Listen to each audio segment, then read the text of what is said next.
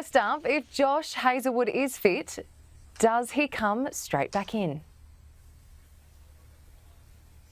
Yes, but I tell you what, Gemma, it's a tight call. Scott Boland would bowl very well on this wicket. He bowled very well in Adelaide, and he has this habit of skidding the ball into the pads, which I think can work on this wicket. So if there's any doubt at all about Hazlewood, and it will be an hour-by-hour decision, they'll leave it just to make sure he's 100% right.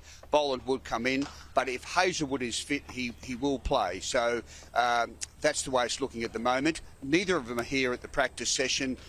The last practice session, which is it's optional, they've decided not to come. That's no surprise. I wouldn't expect to see them here anyway. Oh, fingers crossed he does make it in. And a brilliant century from Travis Head in Adelaide. But has it papered over a few cracks? Is this Aussie batting lineup still a bit vulnerable? It is, and with the great Jasprit Bumrah, nothing can be underestimated with the challenge there. I truly believe that guy is one of the greatest fast bowlers of all time. The numbers that he's putting together is staggering, Gemma. Honestly, kids of my age grew up thinking Malcolm Marshall was the best of all time. I think this guy could eventually be as good as that. And he's the benchmark. So you're right.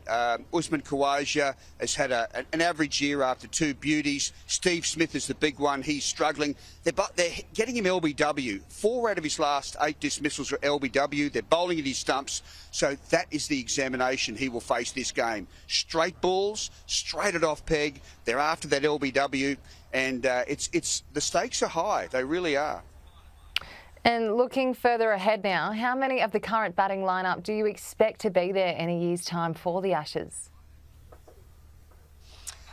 What a good question. Now, that is a really good question. OK, if we went through them, Khawaja said at a lunch yesterday, which we hosted, he wants to play next year, and I think he might get there, but he does need a couple of scores this summer. McSweeney, he should be fine. Marnus. Steve Smith's the big one because he's 300 runs away from 10,000 runs.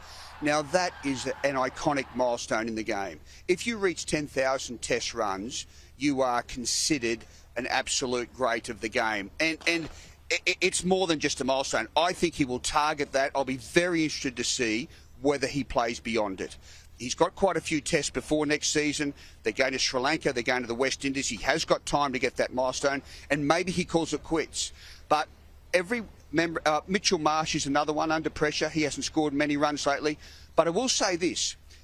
I think by the end of next year's Ashes series, that's when the big changes will happen, because Ashes series are like that. Remember when Shane Warne, Glenn McGrath and Justin Langer all retired at the SCG in the last test of the 2007 Ashes? It's the point that all players like to reach and then say goodbye. Well, we'll see how that all unfolds. And from the ageing Aussies to the ageing Indians, and in particular their captain Rohit Sharma, he's been struggling for runs for a while now. Do you think he'll see out the rest of the series?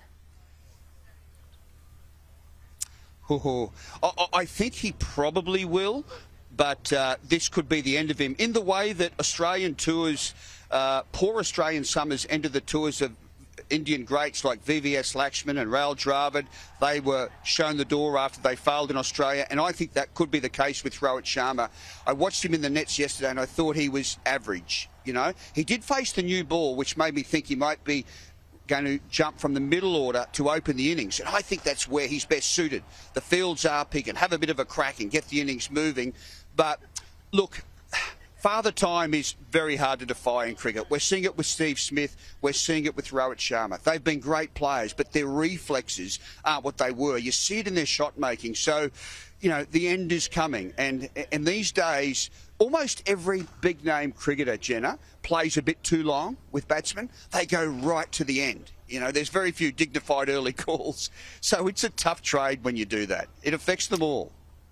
Crash, you mentioned Jasprit Bumrah earlier. He's under a bit of an injury cloud. What's your read at the moment on his fitness? Yeah, look, I watched him bowl for half an hour in the nets yesterday and he looked okay, but when he went down in the Adelaide test, that did not look like a cramp to me. They said it was cramp. It looked more like an upper leg strain. So we've really got to watch on him, and this was always going to be a brutal series for him because his partner in crime, Mohammad Shami, who's a wonderful bowler, all the Australian batsmen rate him, He's not here. So Bumrah feels the urge to carry the team. And in 5 tests, Gemma, gee, that's hard to do. So he will go flat out in this test. He may go pop, or he may go back to being the destroyer that he was in the first 2 tests. I have to say this wicket will suit him. He'll pitch the ball up, he'll seam around. Wow, those early overs are going to be mesmerising. Honestly, I can't wait. This could be, Gemma, one of the greatest series we've seen this century. 1 test, either way, both teams a bit vulnerable. Oh, it's going to be good. Well, I can't wait to see him in action. And Jason Gillespie has quit as head coach of the Pakistan Test team. This makes it 8 coaches in 2 years that the PCB has gone through. What is going on with Pakistani cricket? Gemma, it staggers me that they even win. They recently beat England in a test series at home, despite this absolute chaos. Now, Pakistan has been chaos for 40 years, but at the moment it's at an all-time high. They've had 27 selectors in 2 years. You just think of that. Jason Gillespie was sacked as a selector earlier on so they could put an umpire, Aleem Dar, there. None of it makes sense. And I know Jason had thrown his arms up, months ago, thinking, I've just got to keep going day by day. But he had some good results. He beat England in a 2-test series. That's exceptional effort. Then he came out here and beat Australia in a white ball series. So at a time when most countries would be saying to him, hey, would you like a new deal? He's been shown the door. It's just so Pakistan. He is a good coach, Gillespie, and he's a good man too. He cares about his players. He will bounce back from this and get another job, but it just shows. If Pakistan has exhausted the patience of Jason Gillespie, wow, it's something.